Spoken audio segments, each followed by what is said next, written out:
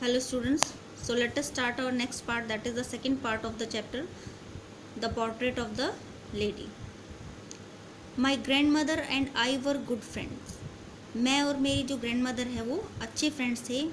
My parents left me with her when they went to live in the city and we were constantly together.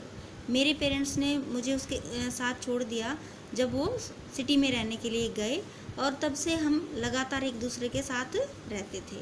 She use to wake me up in the morning and get me ready for the school.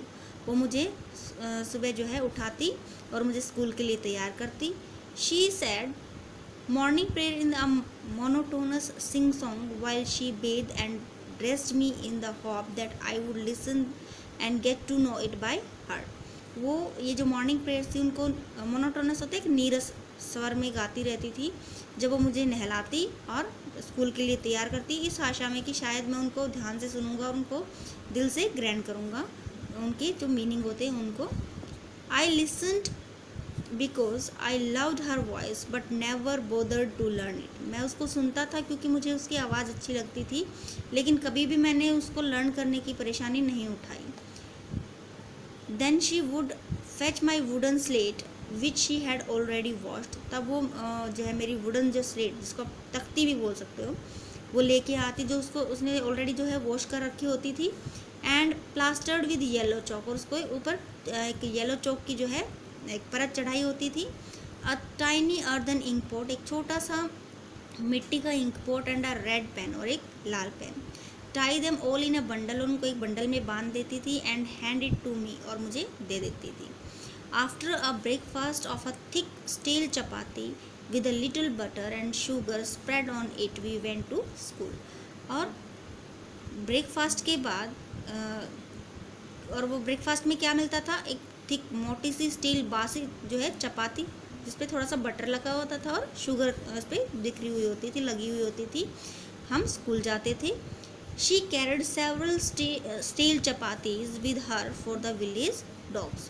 और वो अपने साथ बहुत सारी जो है बासी चपातियाँ लेके जाती थी गांव के डॉग्स के लिए, कुत्तों के लिए.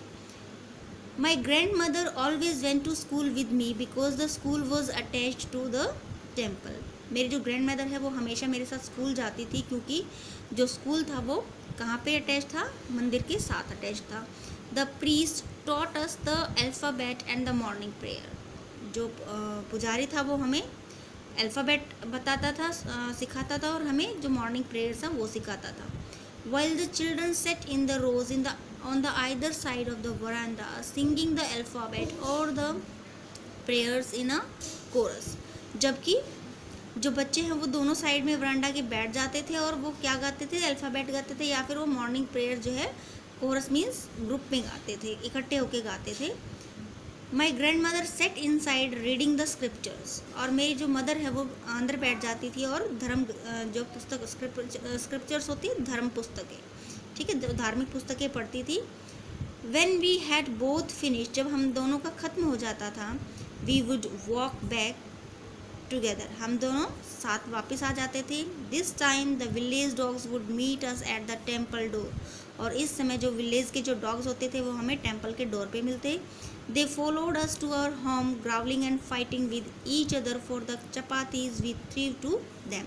और वो हमारे साथ हमारे जो पीछा हमारे घर तक करते, ग्रावलिंग होता है गुर्राते हुए और लड़ते हुए एक दूसरे के साथ चपातीज़ के लिए जो हम उनकी तरफ फेंकते थे.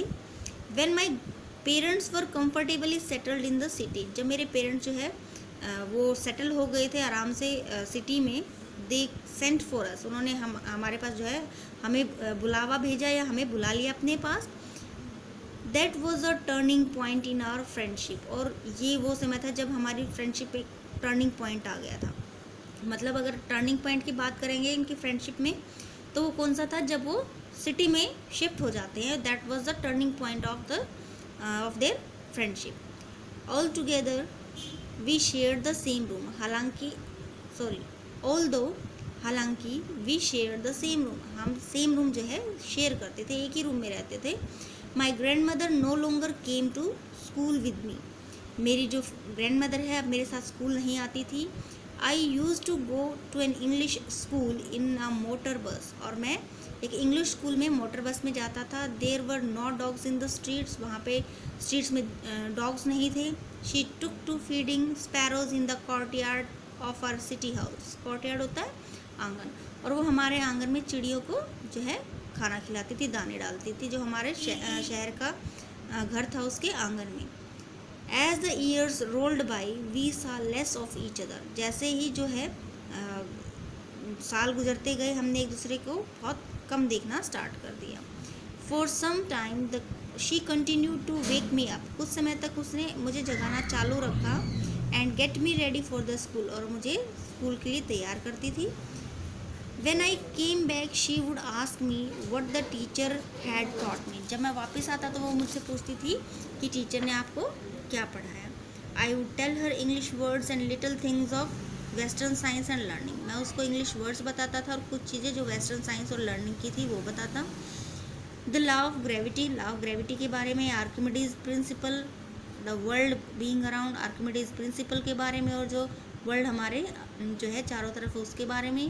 दिस मेड हर अनहैप्पी, ये उसको नाखुश कर देता था, मतलब उस चीज़ को सुन के खुश नहीं होती थी।